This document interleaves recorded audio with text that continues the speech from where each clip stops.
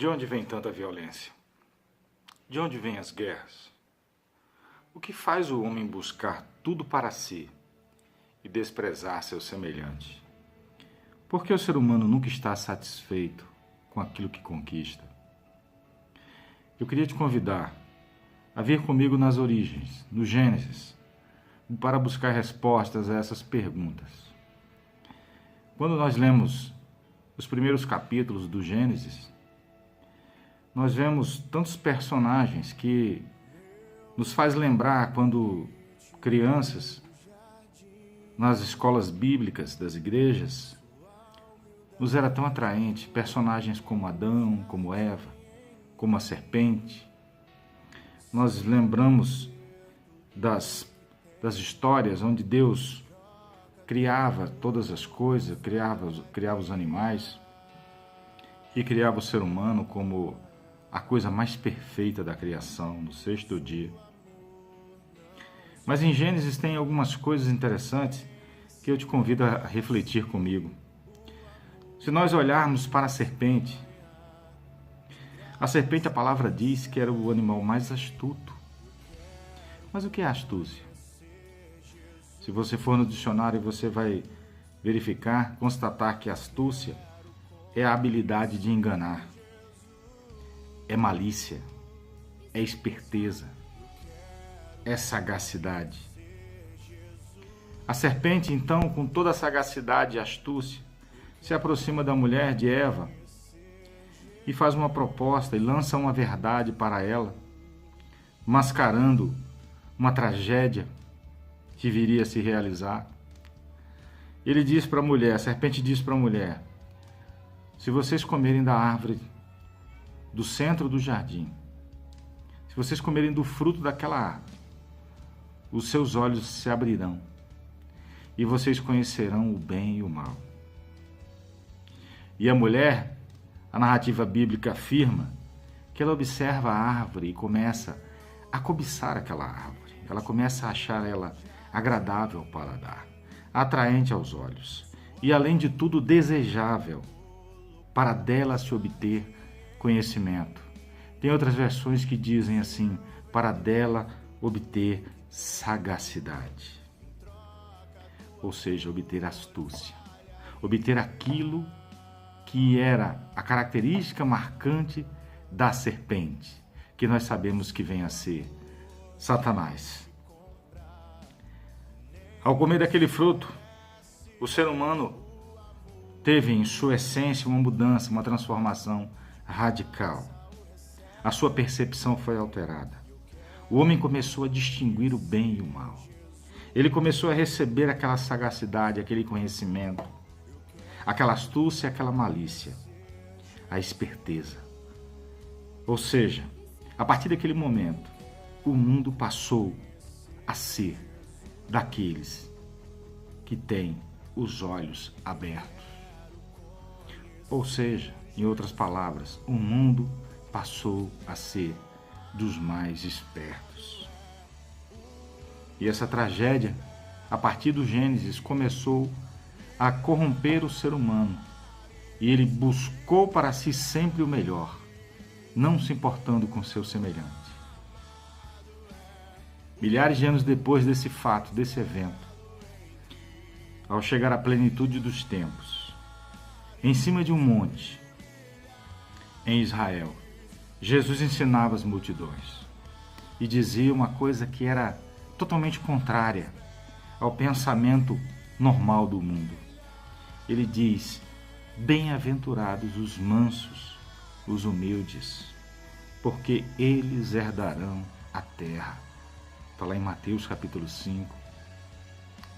Assim Jesus restaura a pureza que havia sido perdida no Éden. O mundo não pertence aos mais espertos, mas o mundo pertence aos mansos, aos humildes, aos justos. A esperteza estimula o egoísmo, e o egoísmo estimula a inveja, e faz com que cada um busque apenas satisfazer os seus desejos, não importando o preço a pagar. ou o prejuízo que possa causar aos outros. Voltando à narrativa do Gênesis, lá nós temos dois irmãos, Caim e Abel, oferecendo sacrifícios a Deus, mas Deus recebe apenas o que é oferecido por Abel. Caim, movido pela inveja, por entender que Abel fora mais esperto do que ele, assassina seu irmão traiçoeiramente. Deus então penaliza Caim e, a fim de evitar que houvesse mais mortes, coloca-lhe um sinal, advertindo para que ninguém o matasse, pois se o fizesse, sofreria 7 vezes a vingança. 7 vezes a vingança.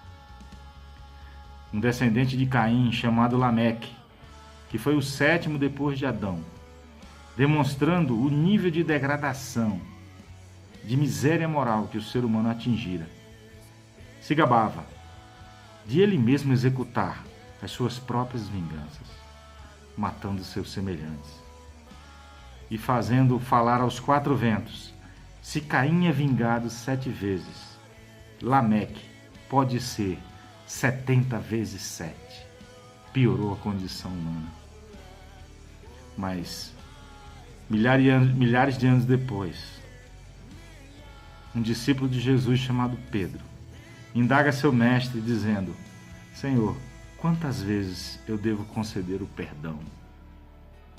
7 vezes é o suficiente? Talvez fazendo menção ao número de vezes que Deus vingaria a morte de Caim. Logo, Jesus afirma e contradiz toda a lógica humana.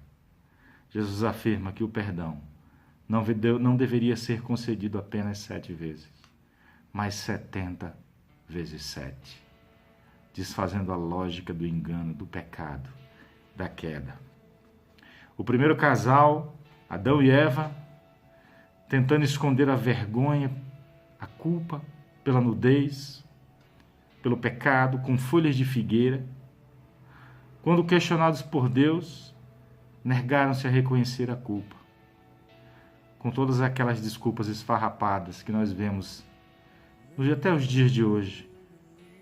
Foi a mulher que tu me deste, a serpente me enganou e eu comi. Nunca é o homem o responsável, é sempre um terceiro. Ele nunca tem culpa, ele não consegue reconhecer suas falhas. A partir de então, o ser humano passa a não mais viver em integridade, ou seja, com inteira transparência, pois coloca ao redor de si uma redoma de justificativas, fugindo de si mesmo, de suas culpas. O homem é banido do Éden para viver em um eterno conflito existencial. Sentença semelhante recebeu Caim quando não assumiu a culpa, e recebeu de Deus a sentença: serás um fugitivo, errante pelo mundo. Jesus veio regenerar o homem, fazendo-o nascer de novo. Esse novo homem passa a viver sem máscaras, sem a redoma de justificativas, sem folhas, sem culpa, em plena integridade e justiça. Percebe-se como é difícil praticar a verdadeira religião, a religação com a eternidade e com seu Pai, em um mundo corrupto e com conceitos tão opostos à verdade. Mas a palavra, as Escrituras dizem que quem quiser salvar a sua vida, na verdade, perdê-la-á. Aquele que viver segundo os conceitos desta terra, achando que realmente está fazendo algo bom para si, está na realidade perdendo a sua vida. Mas quem perder a sua vida por amor de mim, de Cristo, achá-la-á. E as Escrituras também nos asseveram, nos garantem que a proposta de Deus para nós, mediante seu sacrifício de amor, crucificando o seu Filho na cruz, a proposta é de nos livrar do trágico e inevitável destino daqueles que não confessam suas culpas ou pecados, oferecendo-nos a reconciliação, estendendo a mão do perdão bastando apenas nós reconhecermos a nossa culpa e Ele nos restaura a comunhão que foi perdida no Éden. Em João 3,16, a palavra diz que Deus amou o mundo de tal maneira que deu o seu Filho unigênito, para que todo aquele que nele crê não pereça, mas tenha vida eterna. E em Mateus 18,11, as Escrituras dizem: porque o Filho do Homem veio para salvar o que se havia perdido, eu e você.